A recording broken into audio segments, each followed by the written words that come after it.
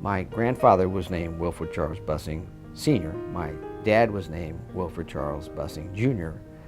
And I'm Wilfred Charles Bussing III. And for years, my dad would say, I used to be known as my father's son.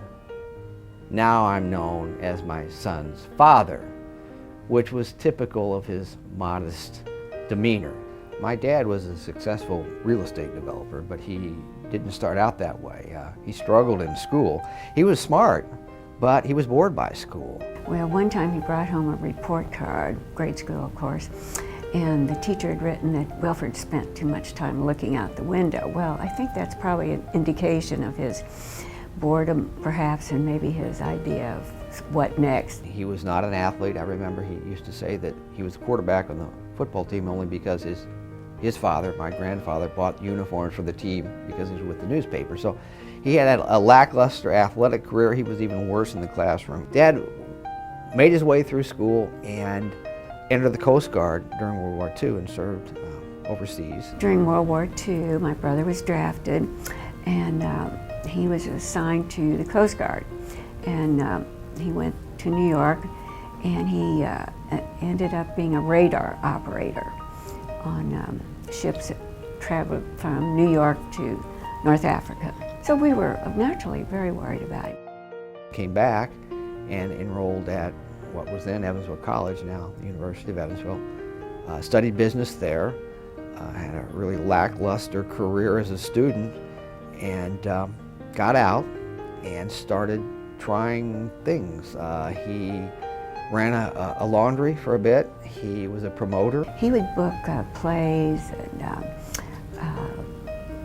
all kinds of events into the Coliseum, and that did pretty well, I think, for a while.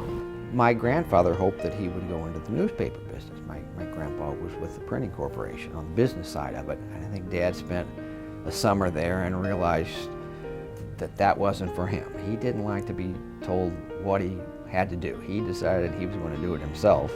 So he spent a summer at the paper, and that was the last time he probably stepped into the printing corporation building in his life.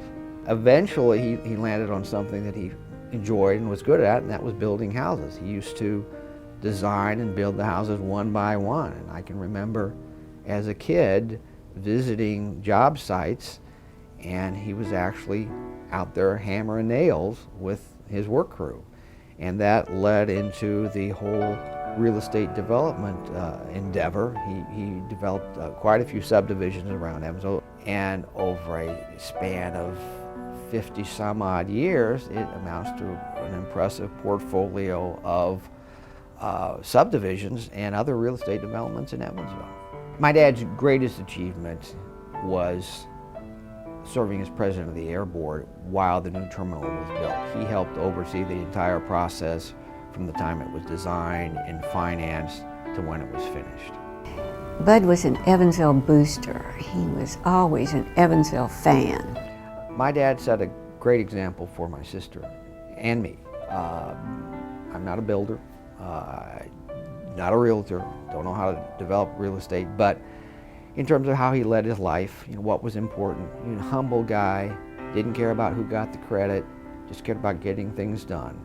He rarely talked about himself. He was concerned more with results and getting it done the right way than the publicity associated with it. In fact, he shunned the spotlight, made him very uncomfortable.